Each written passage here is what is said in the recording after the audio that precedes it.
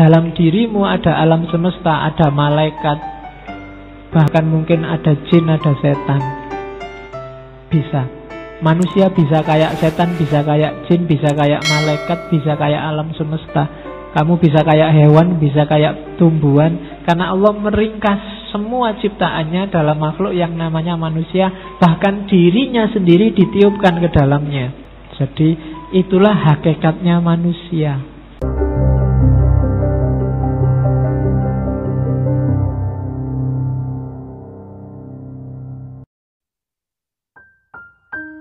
Banyak yang ngirim ke Facebook, banyak yang tanya ke WA saya, apa boleh ngaji ini dipakai untuk ngajar, dipakai untuk bikin tugas kuliah. Ya jawabannya ya silahkan saja. Ini ketika sudah keluar dari saya, itu berarti milikmu semua, hakmu. Tidak ada plagiat-plagiatan. Wong ini bukan milikku Yohan, saya cuma dititipi sama yang punya ilmu, kebetulan cuma keliwatan saja. Jadi pakailah siapa yang butuh. Mungkin kamu sedang ngajar di mana, butuh itu pakailah. Sak selait-selaitnya pakailah. Kalau pas butuh, hapusin namaku itu yang di situ, ndak apa-apa. Ya, kalau memang butuh lah nanti kamu izin ada namaku kan, dihapus saja ndak apa-apa. Ya. Jadi hak ciptanya teori-teori, filsafat-filsafat yang saya sampaikan ini tidak ada padaku. Kalau pas Ibnu Arabi ya hak ciptanya Ibnu Arabi, kamu fatihailah Ibnu Arabi, mintalah ijazah ke beliau. Kalau saya cuma keliwatan saja. Jadi tidak apa-apa, dipakai saja sebebas-bebasnya, asal untuk yang baik-baik. Ya. Oke, jangan dipakai untuk yang jelek-jelek. Untuk gaya, untuk sombong-sombongan, ya ojo lah. Saya sendiri aja masih nggak berani mengklaim ngerti macam-macam. Kamu nggak boleh gaya dengan filsafat-filsafat yang kita kaji tiap Kamis. Kita semua yang ada di ruangan ini makomnya masih murid. Semuanya masih murid termasuk saya. Masih banyak yang harus dilengkapi, baik khazanah pengetahuan maupun khazanah kehidupan kita. Jadi itu ya, mohon maaf kalau tidak tak jawab satu-satu yang di inbox, yang di Facebook. Kelihatannya di YouTube juga ada beberapa. Jadi monggo dipakai saja. Oke, malam ini kita ketemu lagi sama beliau, Ibnu Arabi. Oke, jadi Ibnu Arabi ini nanti membedakan manusia itu ada dua jenis. Yang pertama insan kamil, manusia sempurna, manusia otentik, original, asli, sama manusia binatang, al-insan, al-hayawan. Manusia binatang ini manusia yang casingnya saja manusia. Manusia itu kan jenisnya binatang. Saya sering bilang kan, manusia itu binatang yang berpikir, binatang yang memaknai, binatang yang main simbol dan macam-macam. Dan katanya Ibnu Arabi, manusia yang kehilangan atribut kemanusiaan kamilnya, levelnya kayak binatang. Bedanya hanya di diferensia. Diferensia itu kambing sama ayam, itu kan beda, tapi kan sama-sama binatang. Nah, nanti ada satu jenis binatang lagi namanya manusia. Itu kalau atribut-atribut kemanusiaannya nggak dipakai, atribut-atribut kesejatiannya dibuang. Jadi kamu tinggal milih sekarang hidupmu mau jadi insan kamil apa insan hayawan. Ya insan hayawan itu jelas orientasinya ke bawah, tidak ke atas. Yang dipikir dunia, dunianya jadi nomor satu. Kalau dunia nomor satu, ya Allah nomor dua, nomor tiga, nomor empat. Kalau cita-citamu hanya menaklukkan dunia, menaklukkan lingkungan sekelilingmu, menaklukkan Indonesia, menaklukkan Ahok, ya yang lain nomor sekian berarti. Pokoknya apapun yang terjadi harus itu berarti nomor 1 dia. Jangan sampai jadi nomor 1. Yang boleh nomor 1 dalam hidup kita hanya Allah. Oke. Nah, orang yang orientasinya ke bawah nanti jatuh bahkan bisa lebih rendah dari binatang. Kita menyebutnya asfala safilin. Di bawah lebih ke bawah lagi. Nah, jadilah insan kamil. Insan kamil adalah abdu rabbih. Kalau insan hayawan itu kebanyakan abdun nazar. Ini saya tidak tahu Ibnu Arabi sedang nyindir kita apa enggak. Dia tidak menyebut abdun nafas, tidak menyebut hambanya hawa nafsu, tapi hambanya nalar, hambanya akal pikirannya sendiri. Yang didewa-dewakan, yang dinomor satukan bukan Allah, tapi kebenaran versinya. Dianggapnya hidup seperti itu, pikiran seperti itu, yaitu yang benar dan paling benar. Jadi itulah yang dia sembah.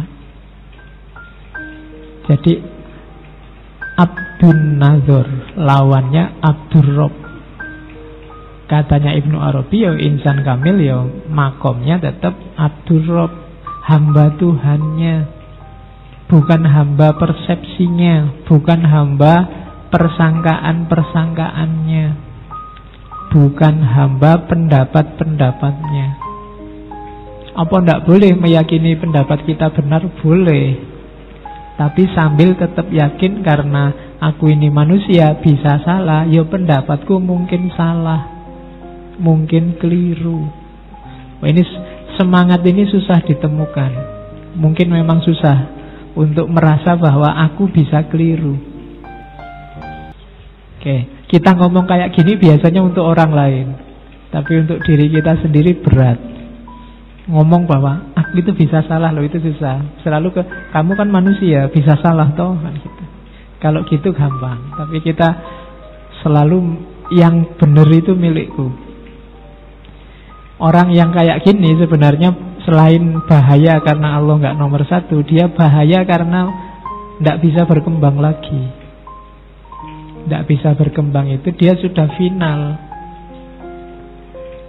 Dia menganggap pikirannya sudah selesai, ya ini yang paling benar. Padahal kan di awal sudah diyakinkan bahwa kita ini manusia, pandangan kita terbatas, wawasan kita terbatas, banyak sekali ketidaksempurnaan dalam diri kita. Maka pikiran-pikiran kita juga terbatas, wawasan kita juga terbatas.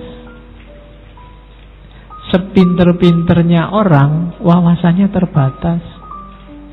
Sak jago-jagonya Habibie misalnya, kamu anggap dia jenius, IQ-nya berapa? Dalam banyak hal mungkin ada hal-hal yang kamu ketahui Habibie tidak tahu. Mungkin Habibie tidak ngerti gimana caranya gitaran, Habibie tidak ngerti gimana caranya nyedot rokok dengan sudut yang paling enak. Itu tidak ngerti Habibie. Mungkin dia nggak pernah ngerokok. Kan yang penting tidak ngerti kan, dia juga tidak tahu segalanya, sejenius apapun. Donald Trump yang sekaya itu, dia merasa bisa membeli segalanya. Sangat banyak yang dia tidak tahu dan tidak ngerti. Sopo, tinggal kamu sebut Einstein kah? Atau filosof-filosof yang kita bahas 100 pertemuan lebih, banyak dia yang tidak tahu. Sak jago-jagonya Ibnu Rus mungkin dia belum pernah lihat binatang yang namanya kerbau apa bebek. Karena Spanyol, Timur Tengah, zaman abad keberapa mungkin tidak ada. Ya kan?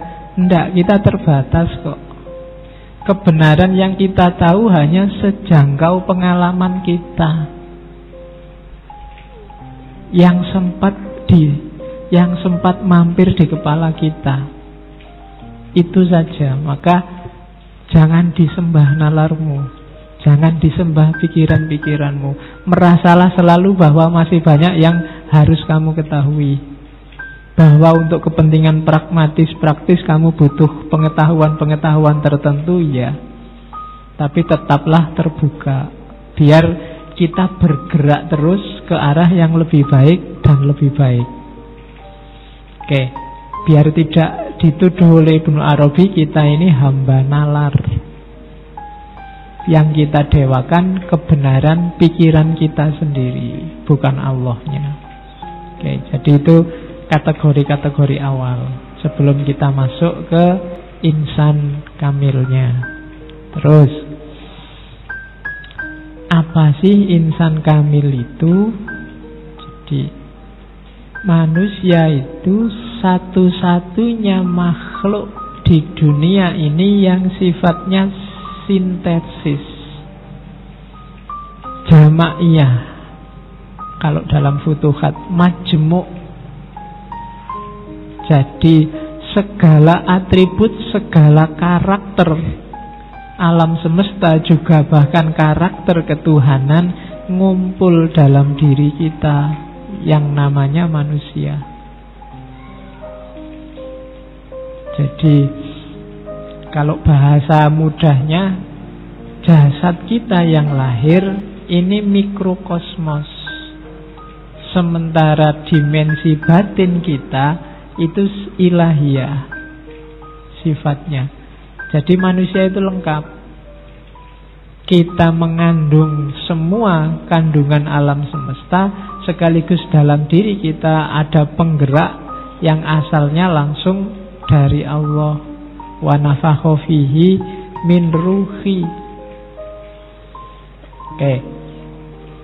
Maka insan kamil itu mudahnya ketika seseorang sadar akan jati dirinya dan mampu mengaktualkan potensi ilahiyah yang ada dalam diri.